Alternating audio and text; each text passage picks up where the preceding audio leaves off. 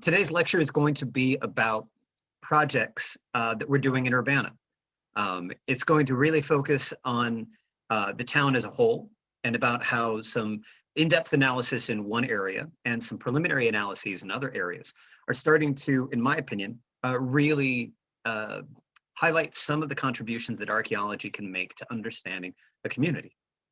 Now, I should definitely begin by saying I am a come here. I am not from Urbanna. I'm not even from Middlesex. I'm not even from Virginia. I was born in Biloxi, Mississippi in 1975. I'm an Air Force brat. So I come to the table with the understanding that my contributions are essentially focused on sharing what I've learned, but also being open to learning from others who have done research, experienced these things, have contributions, people who are much more knowledgeable because of their life experiences. And I'm also very comfortable being wrong. It doesn't undercut my confidence, it just actually makes me more so. So some of the things that I say today, if you know something that is to the contrary, I welcome your criticism. I welcome your critique. I want you to reach out to me if you'd so desire, and tell me that. I want to be better at what I do, and that for me has always come from an open engagement with people in the community, particularly because I come into a lot of communities and I hate telling people what their history is. I feel the concept is wrong. I do enjoy learning from them and learning about history together. So we will proceed from there with kind of that understanding put forward. Let me see if I can advance my screen. This will be a challenge. Okay, there we go. Nice. So for those of you who don't know where Urbanna is, I've taken the Herman map from the late 17th century, brought it in as the background that you see on the left portion of your screen, taken a generic free service or copyright-free sketch of Urbanna, brought it into play so that folks who are local to Urbanna or who are not from here but wonder how big is Urbanna, they can kind of get a sense of it. This is your 21st century iteration of Urbanna. The southernmost portion of it, north still being at the top, is really the kind of area that we'll be focusing on today.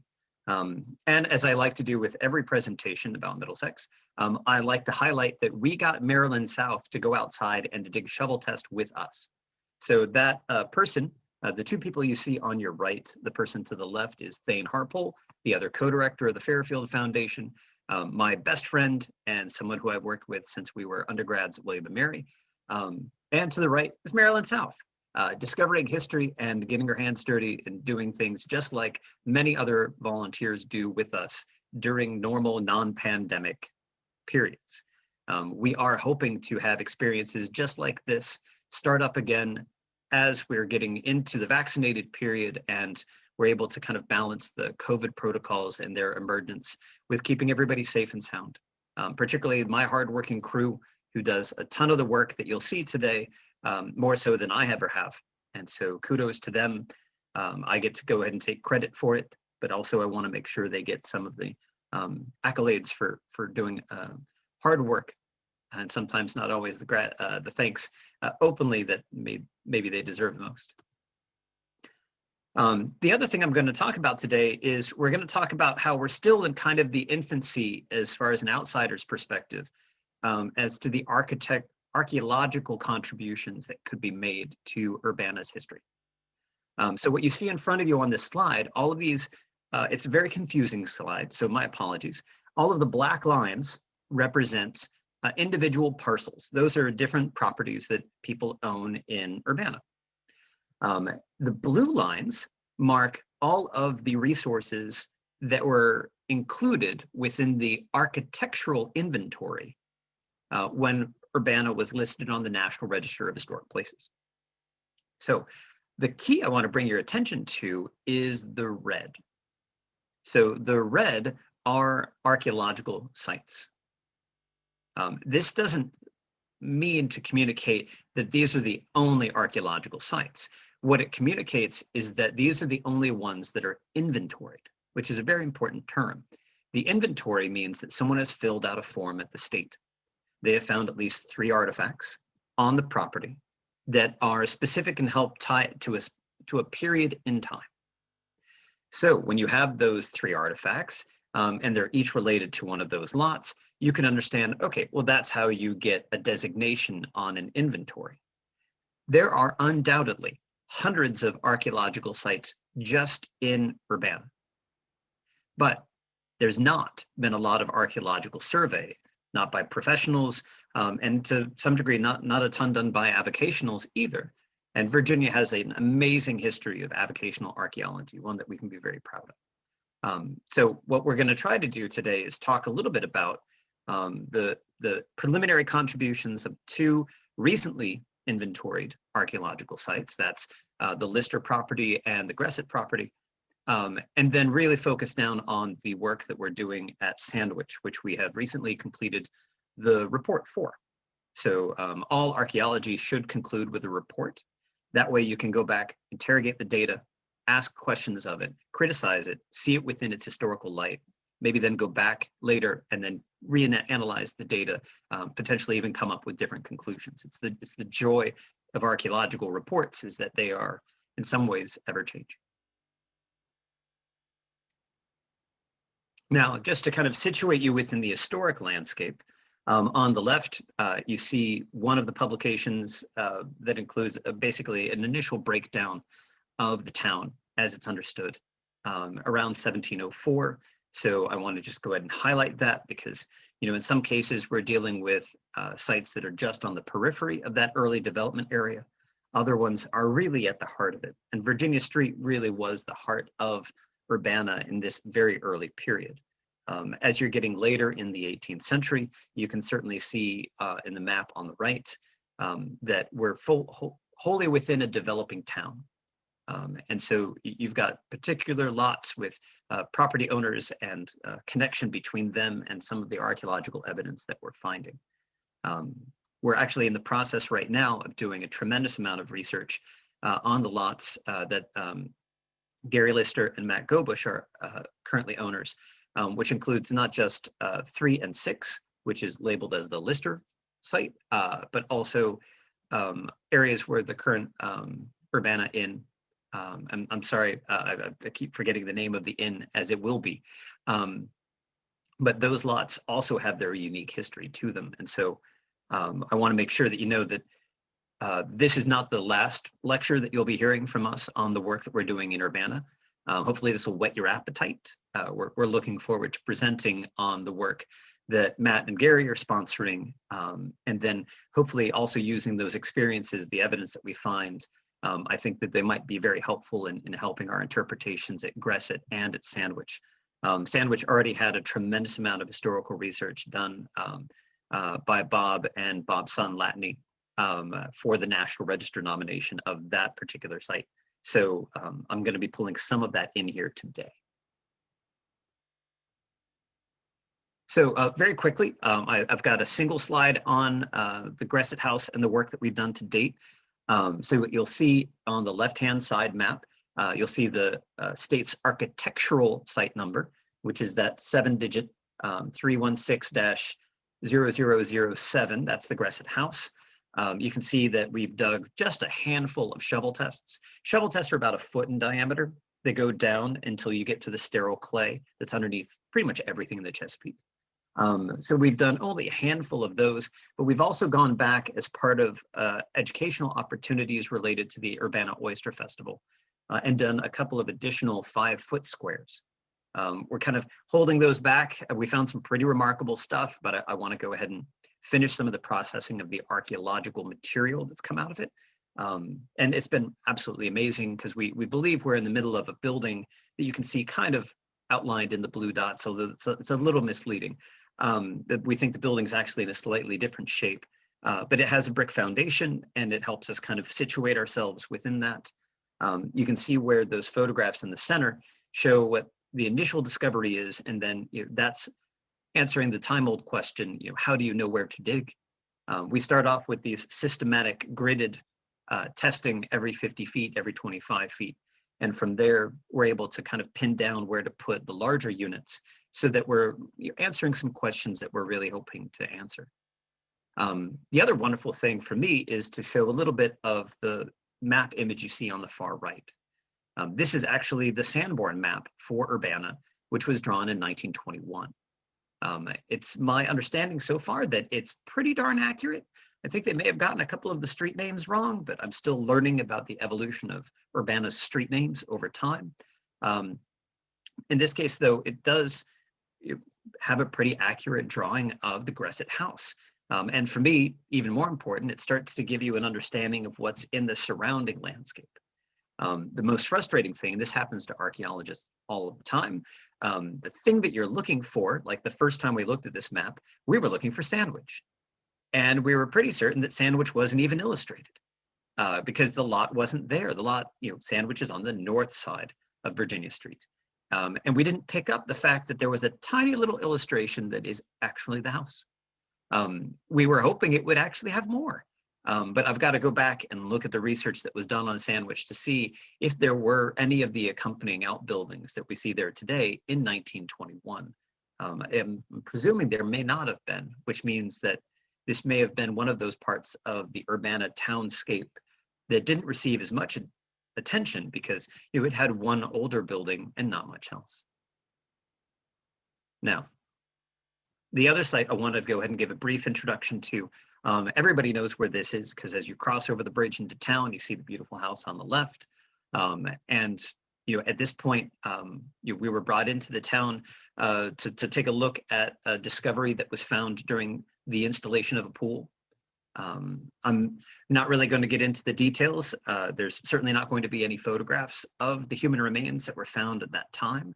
But unbeknownst to the property owners, Gary and Matt had no idea there was a cemetery in the backyard. Like a lot of folks who live in urban areas in the 17th, 18th, and the 19th century, you have cemeteries in your backyards. It's reasonable to have them there. We knew over time, talking to Larry Tuning, we were able to figure out about how a couple of the graves, at the very least, were moved to Christchurch. This is the Palmer family cemetery. We've done a good bit of research so far in the Palmer family, and so we're excited to be able to share some of that because of their ownership of the lot for such a long time. The other part of this, and this gets a little complicated, is that in the midst of working in features, these elements of the landscape, in this case human remains, and the burials that they were in, you stumble upon the very long history of a property. And in the midst of continuing to dig for the infrastructure for the pool, we actually first, Gary and Matt's daughters went ahead and found, along with them, I think Gary was probably doing most of the work, and Matt maybe even did a little bit of digging as well, which is just me poking fun at Matt a little bit. They found some of the most amazing artifacts we've ever seen in a deposit in Urbanna, particularly these very distinct artifacts that you'll see in that center photo. Most of you will recognize these pretty easily. So you're looking straight down at a wine bottle neck. You've got a pig tusk. You see a tobacco pipe stem. You see a little iron buckle. You even see a tiny little fragment of what's called North Midland slipware, or commonly called Staffordshire slipware. Those are all pieces that are really, to me, when I see them and know the rest of the collection, it all screams early 18th century. So we're talking about 1700 to 1750. Throw on top of it this very remarkable piece in your left hand, on the right of that picture. And the reason I wanted to kind of tease this a bit more is because in the 20 years I've been doing archaeology, I have never seen this before. Everything about it, when I looked at it, screamed to me that it was either Virginia Indian or something that we call colonaware. Colonaware is a low-fired, coarse earthenware that can be locally manufactured, meaning that it can simply be made out of clays with different tempering agents, made into small bowls. It's a part of a pot making tradition that exists in Africa, in England, and in North America. Indigenous cultures typically are producing these, but they have such great utility that they last for a very long time. The thing that makes this unique are those indentations that you see next to the trowel in the image on your left. And we found many of these pieces. And it's certainly not just a single vessel.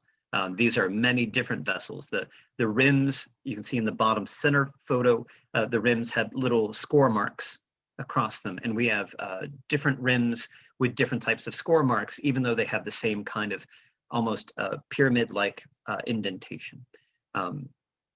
When we saw these, we were kind of blown away. We were thinking, okay, this may be evidence of enslaved Africans, and these are the pots that they're manufacturing. Or maybe this is evidence of historic Virginia Indian cultures living nearby, particularly across Urbanna Creek, if there's remnants of the village that are still there, because at this point, we're still grappling with how early is this deposit, because it's found with a mix of things that date from 1700 to 1750. The thing that's really blown our minds is this center picture, the black and white one. These are artifacts that were found from the Pamunkey Reservation, who are, during that historic period, also manufacturing these ceramics for sale across the colony. And so we're very curious as to whether or not these indentations match. The image in the center is at the Department of Historic Resources. Those artifacts are there. And my hope is that as COVID dissolves, as we all get vaccinated, we'll be able to bring the pieces up there and talk with the curators of those collections. The other wonderful part that I'm hoping for is that some of you may have seen something like this before. I'm part of my job is to do public outreach. It's the joy to talk with everybody and to engage with them, to find out what they have in their backyard. In fact, that's how we got to meet Amy and Jonathan. Amy Denny owns the Gressit property. She and Jonathan were wonderful in welcoming us in. I think maybe the first time I met them is when Bob invited folks over to go ahead and to see some of the work that we were doing at Sandwich. And so the sense of community where people are sharing what they know, I'm hoping somebody has found this in their backyard. I think the more we know about different vessels, different times, people able to contribute, we'll be able to narrow down exactly what this is, because for me, it's an absolutely remarkable opportunity to see a really, really interesting aspect of history that you're just not going to recover from the history books. This is something special. So, but let us move on. As I was teasing at the beginning, Sandwich is really the focal point for this lecture today. Bob was very kind and patient in waiting a solid, I think, 4 years between when we first set foot on the property and when we actually finished the report. This is by and large just the unfortunate reality that is a lot of public archaeology, and also just it's been a busy couple of years. But part of our obligation is to make sure we get this information back out and to make it into presentations like we have today. So what we've tried to do is take as many of the historical documents that we can, and that includes historic maps, and try to bring and synthesize them together, see what we can pull from this. Because the story of Sandwich, for us, is a story of really Urbanna, because Sandwich is more than just the lot in which it was built. It is a lot of that, because the building itself, as everyone knows, is one of, if not the earliest building in Urbanna. It also has such a great and complex history that I appreciate, not just for its contributions to Virginia in the sense of politics or economy, but also, there's a tremendous preservation story related to this. The fact that, the preservation movement is built out of a lot of the saving of these historic places and these historic landscapes makes it one that deserves certainly highlighting in presentations like this. And so when we're looking at these places, we can see them as not just remnants of the past in the sense of a 17th or an 18th century kind of story, but we can also look at it as the 19th and 20th century and our attempt to look at the past as a way for us to appreciate and hopefully to move forward as a society, remembering the things that we find most important at different periods, because these periods change over time.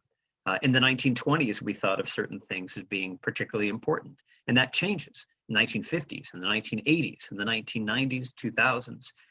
As an historian who teaches preservation at the College of William and Mary, this is a point that fascinates my students the most, is that history is fluid, but it all comes back to this evidence that we can then use to talk about the individuals who are there. There's a humanistic element to this that ultimately gets everybody interested.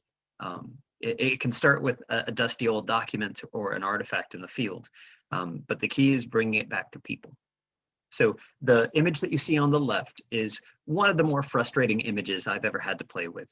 And this is because the coastal maps put together in the mid-19th century are phenomenally accurate in some ways.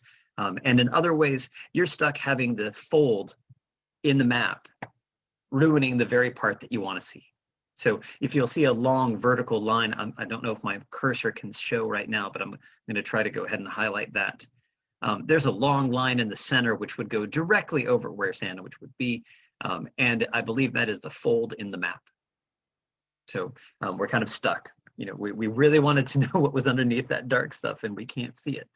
But you can see as you're looking at the current shoreline, and you can see that's basically marked with the red. And if you can see on the right-hand side, that's a 1937 aerial photograph. You can see that there's a lot that is still similar and that is kind of connective tissue between these places. The image on the left shows you kind of in a pre-industrialized Urbanna. And it shows the kind of, still open space that really the sandwich property as we know it today encompassed. On the right, you can see that pristine landscape was really intact back in 37, and that it wasn't just the Sanborn map of 1921 kind of ignoring it because it didn't have a lot of built up resources. It's really just, these are complementary resources. And the key, obviously, when you're finding archaeological stuff in the ground, is connecting it to these particular histories. You want to use the amazing historical data that survives in Urbanna and Middlesex in general, more so than almost any other place. And you want to connect it to a place, very specific place. And in our instance, we're looking at this area that's encompassed by red and blue squiggly lines on the image on the right. Now, the idealized reconstruction of the townscape certainly is one that we've been looking at as we start going into the historical records and trying to rectify. Okay, how did Virginia Street change over time? Because Virginia Street curves. And frankly, how do some of these other townscape features change? Prince George Street and Virginia Street today, if you were to draw them all the way out, would at some point converge. So they're at different angles. But the town is laid out in a very structured, right-angled, very Georgian way. So, how do you balance these things? Also, as you're looking at these maps, you'll realize that the streets don't always seem to fit where they're supposed to. Because I don't doubt the accuracy of the map on the right. My sense, though, is that it is more likely the idealized. And I need to look, as an archaeologist, understanding change over time.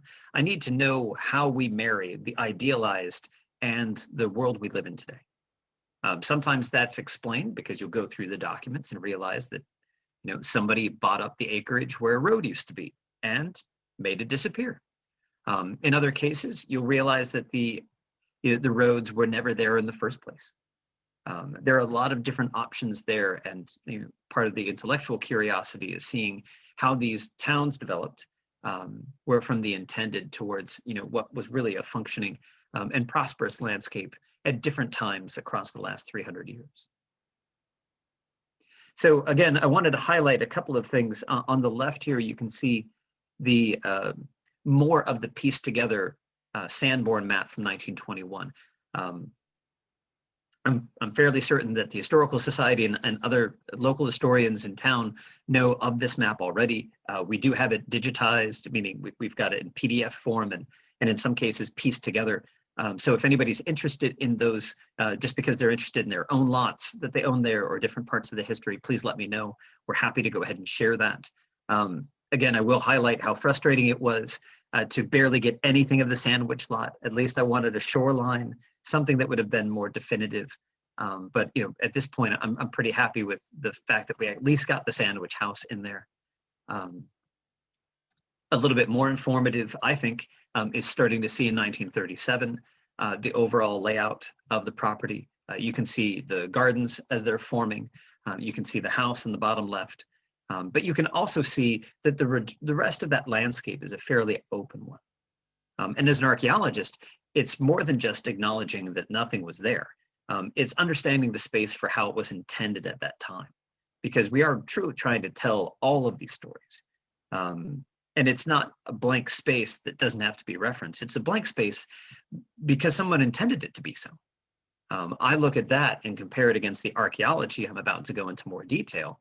I'm somewhat relieved because there's less time to have to deal with. We know it's an open grassy landscape for most of the 20th century. It would be more difficult to deal with if, more of a challenge, let's say, if there was multiple houses there across the 20th century. We kind of luck out in that when we start to look at the archaeology, we can now understand why there's so little of the 19th century even in that landscape. And then it lets us kind of bear down and focus on the specific questions we have for the earlier period. I like to throw in the 1967 aerial because, again, it shows the progression of the town and how it changed over time. It's also a kind of a clearer photograph. So you can see the greater detail that was put into play for the gardens on the west side of the Sandwich property at that time. You can see a lot of shadows that are because of trees, but a few of them are because of smaller outbuildings. And generally speaking, it gives you a sense more of what was going on there at the waterfront as well. So as we're looking at this, we're able to kind of piece together a picture that just doesn't stop because it becomes relatively recent. I'm going to, just for everyone's edification, do a quick back and forth so that if there's a particular lot that you're interested in that you wanted to learn more about, you can kind of take a quick look and see the comparison of the two, since I've got them in the exact spot. And I know that some of you are equally interested in other properties. Again, copy of this, I'm happy to go ahead and share with folks. It's too cool to go ahead and to keep on one person's hard drive. But just like I showed you at the beginning with the Lister property and with the work that we were doing at the Gressit property, here is the shovel test survey that we were doing at the Sandwich property. Now, as we talked before, Sandwich property isn't just one lot. It's not two lots. It's at least 4, if not 5 lots when you include the very important Fort lot. And so you can see that we put in these little red dots or shovel tests every 25 feet across a lot of that open yard. We did avoid the tennis court. It's not a great thing if you've got a slightly slumped in hole 1 foot in diameter in the middle of your clay tennis court. Something tells me you'd break an ankle, not a good thing. But at the same time, we've been talking with Bob a lot over it, and I think he remembers when they were first making that, and that he saw some lines in that proximity that gave us some insight that maybe there was something underneath the tennis court. Right now, the tennis court perfectly preserves it right underneath, so don't have to look at all at the moment. And instead, you can see how many other interesting things that we found. So I want to bring particular attention to these ones that have the kind of star pattern around them. Not this star, that's something else, but these. Each of them end up having a particular significance because their soils are different than the others. And what you see on the far right side is what we call soil profiles.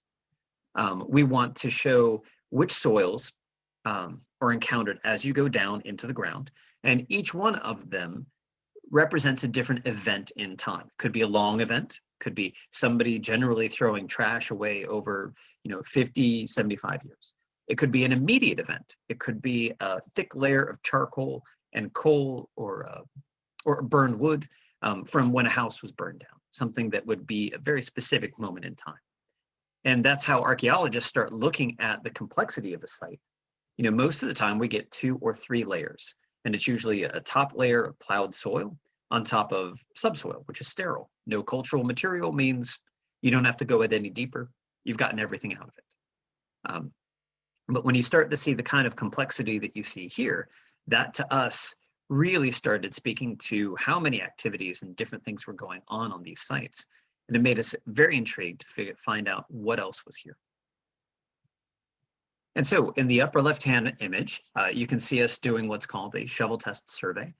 We set up a transit, we map out a grid, and then every 25 feet, we're putting in a hole in the ground. We take the soil out, we screen it so as to recover the artifacts uniformly. And at different times, we find different things. A lot of times we find nothing. Not in Urbanna. In Urbanna, we find something in almost every hole, but that's because it's a town. Lots of concentrated people and trash gets thrown about over a large area. But in the case of Sandwich, we were able to go one step further. Not only were we able to dig the small holes, but we got to dig 1 5-foot square, or at least partially. The amazing part of that was that it contained so much that we had to stop. We have to try to be preservation minded. We're not looking to accumulate huge boxes of artifacts unless there's a really specific need. Curation of these materials is just as important, like any museum would tell you, as is that initial discovery, because you want them to be valued by the community. So the buckle that you see in the lower left-hand image of this slide is a really ornate and fancy buckle. And so you want to share that with people because it tells a story that people can connect to. You see the sherds of ceramic that you have in the bottom center image. Those are each from a different period, and they speak to a different change in style and taste. And it's something that we all grapple with today. That connectivity that we see through artifacts is an amazing thing. And it's something that these high school students from Middlesex experienced several years ago when we dug this test unit. When they were working through digging the soil out of the ground and finding the artifacts in the screen, they were connecting with the past in a way that almost cannot be competed with in another form. I see it as the equivalent as that first moment that you read through a diary of an important historic figure, or that first time that you walked through the reconstructed governor's palace in colonial Williamsburg. These are transformative moments for us as a society, and something that it's a great honor of mine to be able to share with the public. Now, we got to do one additional thing at Sandwich that we normally don't get to do. It's partly because Bob had some connections with some friends of mine that when they saw that it was both me and Bob, mostly it was Bob, they said, hey, let's go ahead and bring our very expensive technology called ground penetrating radar, and let's bring it up to Sandwich and see if we can go ahead and look where some of this archaeological data was saying something was located.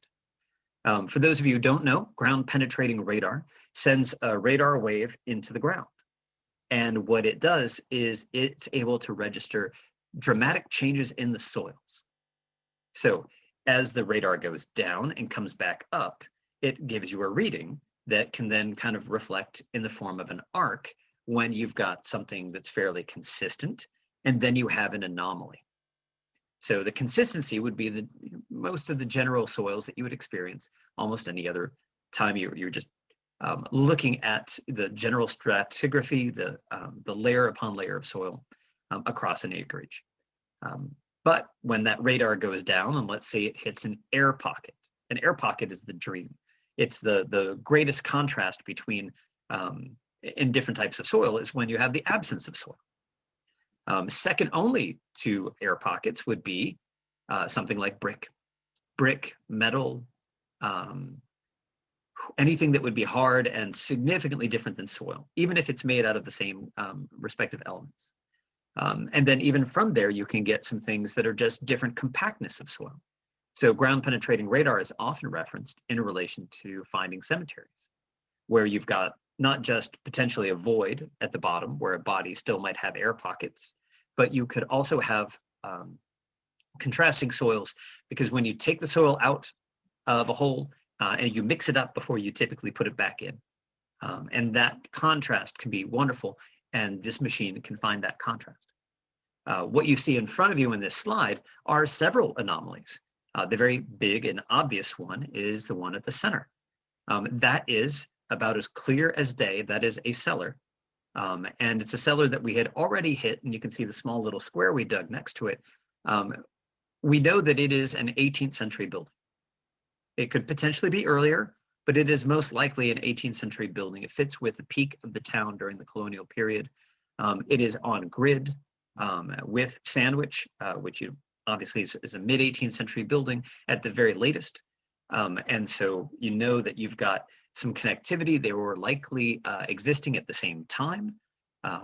And so now you're starting to see that this big open field adjacent to this magnificent brick house had a lot more stories to it than we know, than we can see today. You'll also see a couple of other things. I'll move my cursor, hopefully you can see them.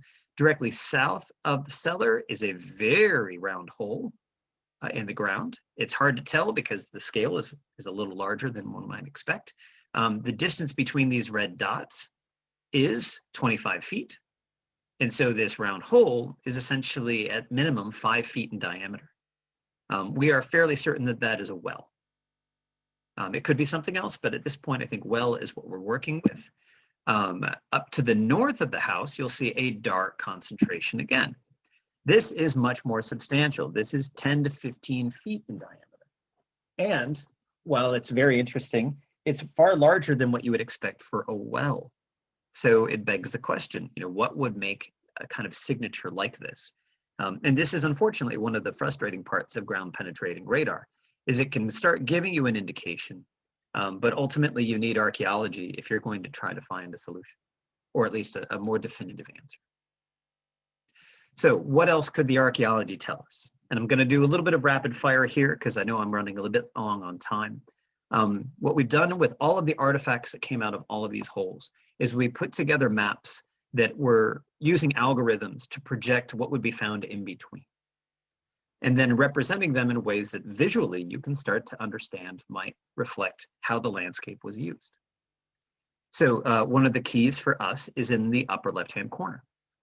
These are bricks and mortar, the building blocks of your most expensive buildings in Urbanna. And you can see that most likely that brick and mortar didn't go very far from where it once existed as a building. Now you could theoretically still have brick kilns and other manufacturing areas that would leave behind a signature like that. But what these dots show is that you're most likely looking at buildings existing in that area, not too far from Traffic Lane, which separates us from Fort Lot, but also existing on both lots 33 and 37. Whereas if you're looking at where the sandwich house currently is, it is in the southwest corner of lot 34, suggesting to us that if we were to go ahead and to look maybe to the north of Sandwich, you might end up finding additional buildings that were built along Back Lane. Now the other ones show you additional architectural elements, and then the image that you see of artifacts in the center here show you some of the more high status items that we were not really expecting to find at the time. There are several wrought nails, as well as some plaster. This is the back end of plaster where you can see it was attached to wooden lath. If you were to flip that over, you would see some very nicely smooth surfaces, and that would have been the formal presentation area inside of a house.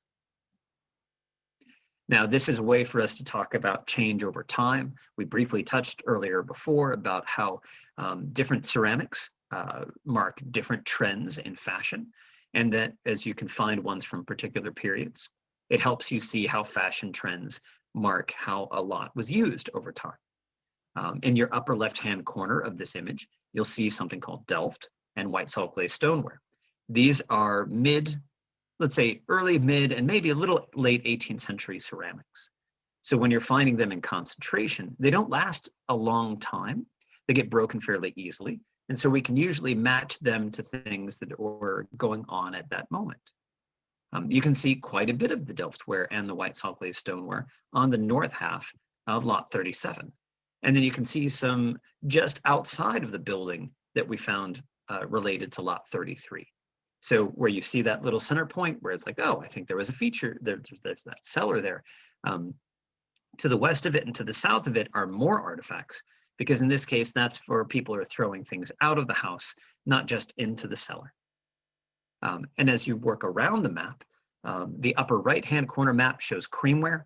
Creamware is very popular from around 1762, 1765, all the way through till the end of the 18th century, maybe a little bit into the 19th century. So there's a slight transition there. In the lower left-hand corner, pearlware, which is creamware's main rival, it comes along in the 1780s and starts becoming the fashionable ceramic of the day. And so you can see that you're getting a slightly different signature when it comes to those artifacts. These are all kind of giving us indications of what's going on next. It's not giving us the nail in the coffin, it's not the smoking gun, but it's helping us build a case where evidence is building upon evidence, building upon evidence, that helps us tell a story with a greater deal of confidence. The coal that you see in the lower right-hand corner and whiteware, these are traditionally artifacts associated with the 19th century and the early to mid 19th century as well. So as you're seeing, there's not as much activity up on lot 37. You're seeing some activity on lot 33 and certainly continued activity on lot 34. That's going along lines of what we were anticipating, which is, certainly lot 34 has a building on it that lasts till today. It does indicate that lot 33, it may have had some continued building use into that early half of the 19th century. Very lastly, I wanted to make sure we've touched on the kind of core elements of any given site. Oyster shell, we find it everywhere. People loved oysters. It'd be hard pressed to be a person in the Chesapeake during this period who didn't like oysters. Oyster shells used for any number of different things.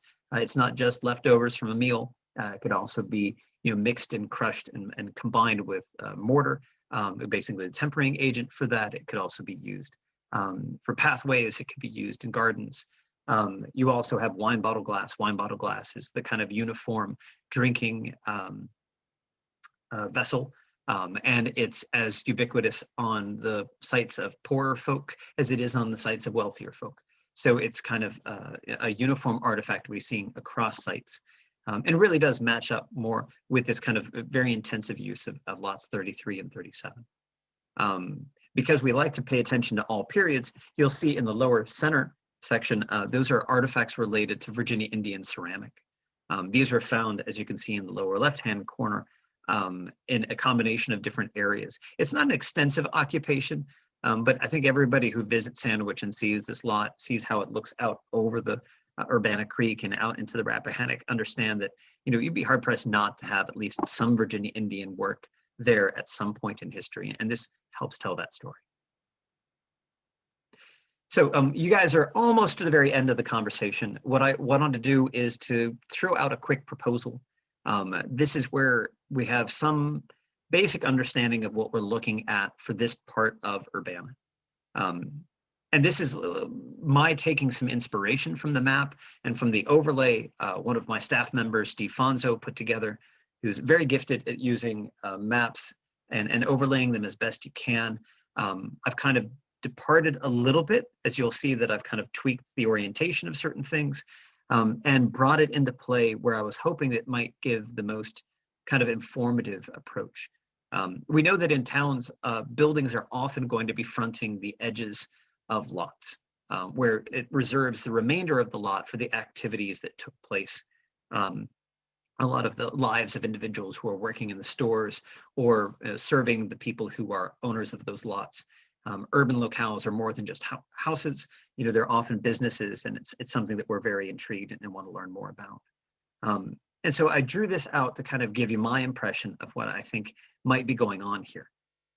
You can see that there's a reasonable amount of survey on lot 34. We've just started moving in that direction, but we didn't want to go too far because we knew, they've some immaculate grounds there, and archaeology can be really low intensity when it comes to disturbing things, or it can be really high intensity, and you can have holes in your front yard for way too long. So we're thinking about moving in that direction at some point in the future if Bob and his family are interested in learning more about lot 34. It's far easier for us to look at lot 33 at the moment, and I wanted to bring a couple of really interesting historical facts in that Bob and his son Latney discovered in their nomination of the Sandwich property. They did find that one of the more remarkable figures in Urbanna's history, particularly its early history, is the first Presbyterian minister in, I believe, the colony. And this is Francis McKeamy. He owns lot 33. And so the idea that you have a brick structure there, you know that he references that there is a building on the lot in 1708, surviving document, that they cite in the National Register nomination, it does make you intrigued, and it makes you ask yourself, okay, well, what if that is Francis McKeemy's, early 18th century building here in Urbanna? We know there are other people who own that lot over time. I think Overton Cosby owns it. He ends up representing their region in the House of Delegates. And there are other historical figures that are connected here, some of them just important for Urbanna, others important above and beyond Urbanna. So, how does that kind of bring to fore the kind of interesting things that we want to learn about the past here in Urbanna when we're thinking about what it used to look like and how it looks today? And obviously I've left to the very end this discussion of what the heck is going on with that fort lot. You'll see that we didn't really do as much of the ground penetrating radar off in that direction, although I think if we return and want to do more, that's certainly going to be a focal point. We also want to bring in something called LIDAR, which essentially allows you to do intensive measurements of topography. And it can penetrate the tree canopy or the leaves and other things from trees that would detract you from being able to take a true impression of the topography, so that we would be able to get a really good understanding of just how much of the fort lot is level and how much of it is that very steep cliff's edge, because that might allow us to understand more about what's going on in this location. We've done some survey. It wasn't definitive, but forts can sometimes be very difficult to understand. Particularly if some of the earthworks were taken away. You would not be looking to build large ditches around the fort that you would have on this, because it's already a very high elevation. So there's not a great deal of reason to have a defensive network like that traditional form at this elevation. At the same time, we're still kind of reserving judgment, as the fort lot doesn't get a ton of information written about it. Although I will have to say, last week we were in the archives at the clerk's office, and we did find I believe it was a 1776 deed that referenced the fort lot. And so it again intrigued us more than you would know, just seeing it written in the 18th century documents, and then being the outsider that I am and just learning about this. Somebody who knows more than I could come along after this talk, hit me upside the head and say, here's the book I wrote on the fort lot, and I would be grateful for that. But at this moment, I've mostly met folks who are intrigued by the mystery that is this fort lot and how it fits within the greater history of Urbanna. And so I'm very optimistic that we'll learn more. I'm going to wrap it up there as far as my discussion. I'm grateful for all of you paying attention. I've only lost a few of you in this presentation, but happy to answer any questions that you guys might have. And again, thank you for the invitation to share what I have today. David, thank you very much. I have one question which has been submitted in the chat from Esther Mervis, and she wants to know, how do we obtain the slides or images that you can share that you mentioned in the talk? If you would like a copy, I can go ahead and send those to you if you reach out to me at the following email address, and I'm going to ask Bob to put this in the chat box as well. That is Dave, D-A-V-E, then the @ the word Fairfield Foundation, all one word, .org. And that is my email address at work.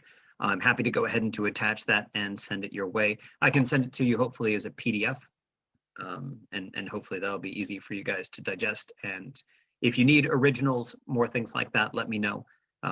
Maybe I've got an image on this presentation and you're looking for the one thing that's right off the corner of the page. I'm happy to help if we can find a way to pull that in and share it with you. Thank you.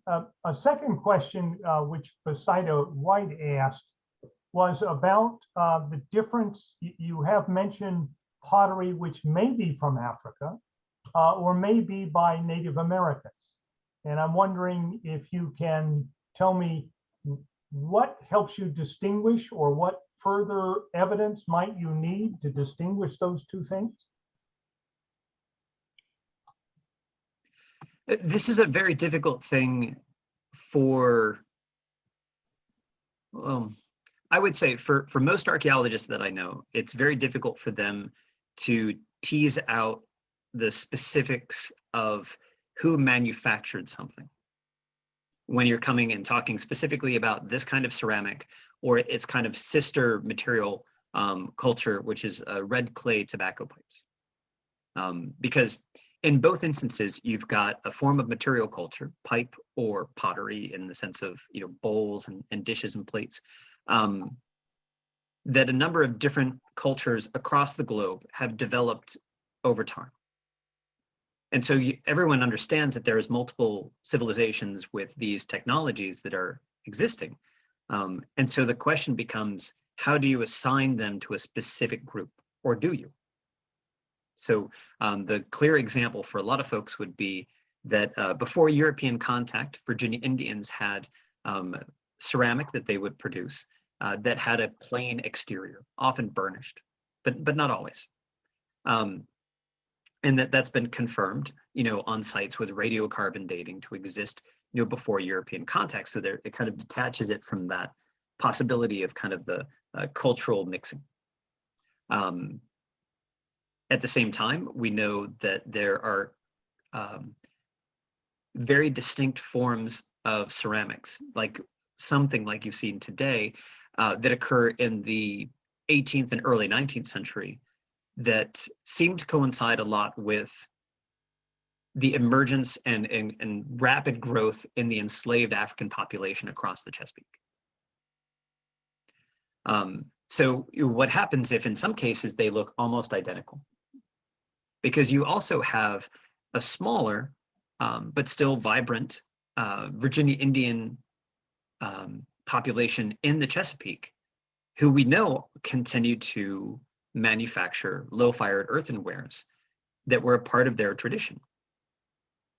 And so, you know, I'm a white guy, I got a PhD, people believe me when I talk about things. I try to bring to bear the complexity of making a determination on this, and then open myself up for criticism at this stage, because, you know, for a long time, folks who look like me, who act like me, who had my background would come along and say, this is what it is, because I am me. And I don't know if we have an answer yet.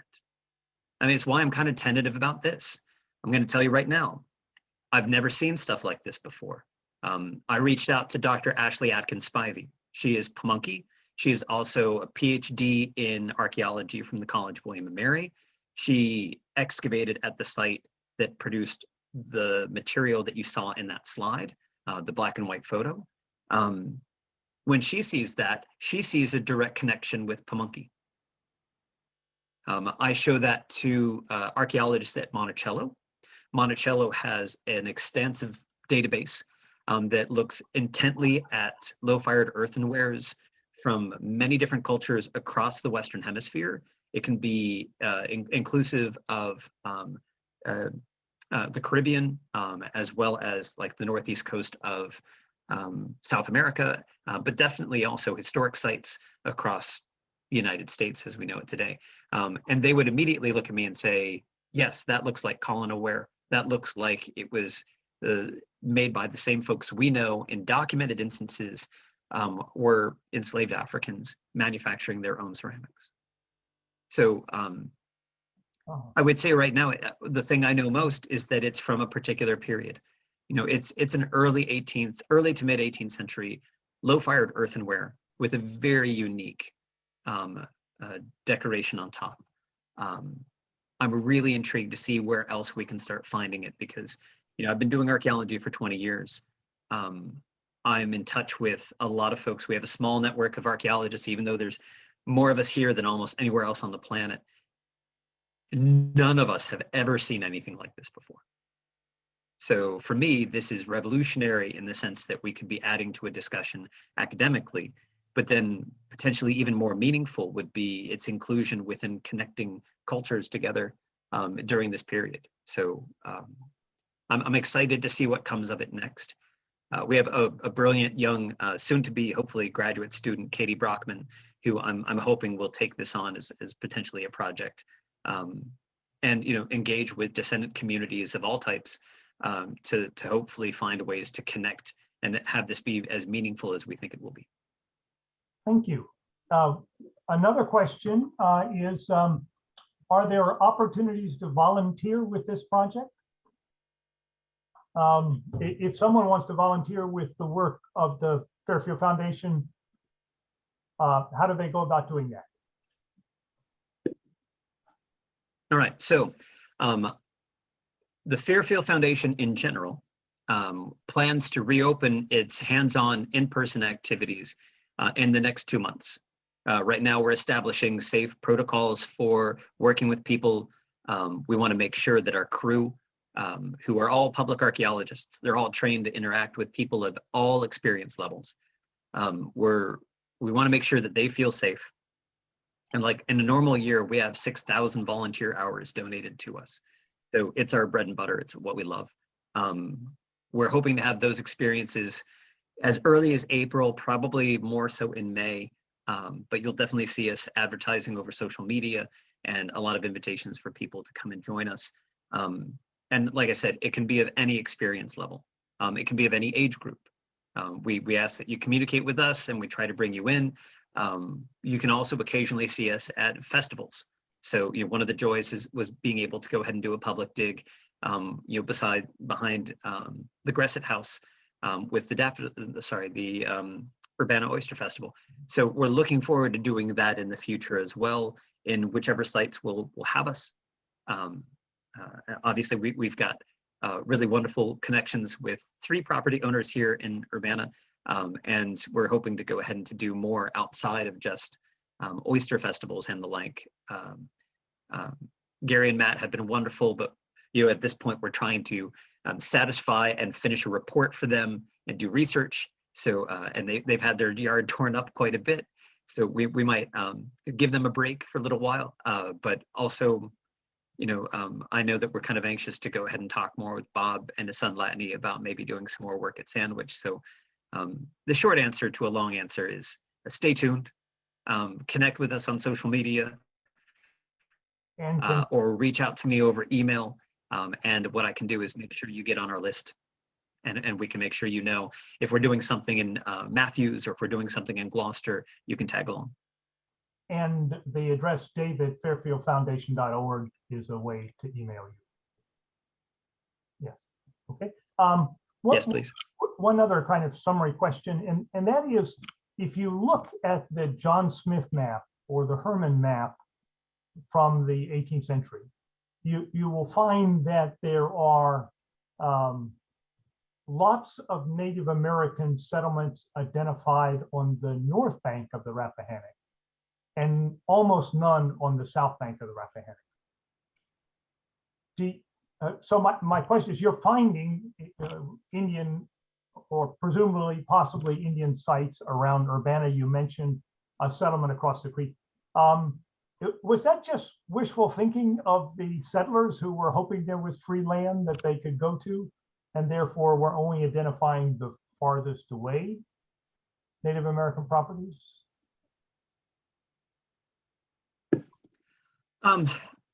I'd like to think of both of those documents as being somewhat imperfect, but we become so desperate as scholars to try to put a lot more meaning into them than maybe we should.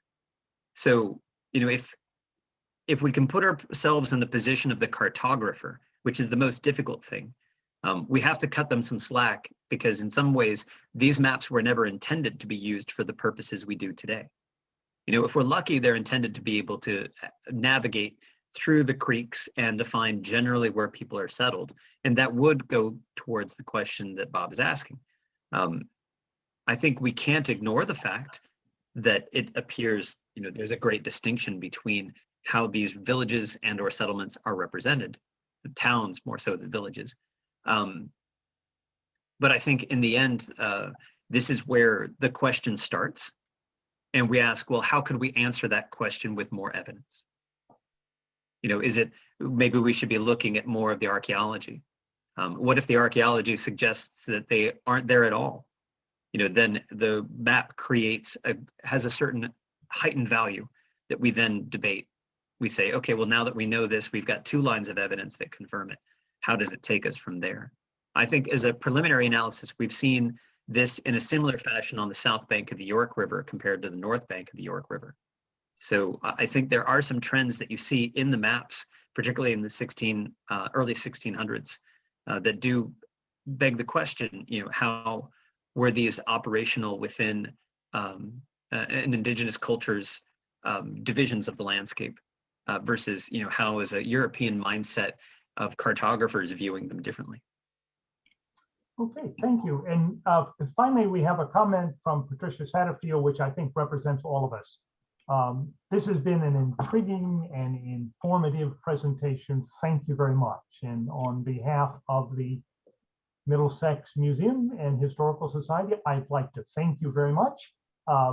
Within the week, you will be receiving a gift certificate from the Rappahannock Oyster Company in thanks for your presentation. And I think all of us want to thank you. And I want to thank all who have participated today for this opportunity to hear about the work of the Fairfield Foundation. Thank you, Dave. Thank you, everybody. It's been a pleasure. Thank you.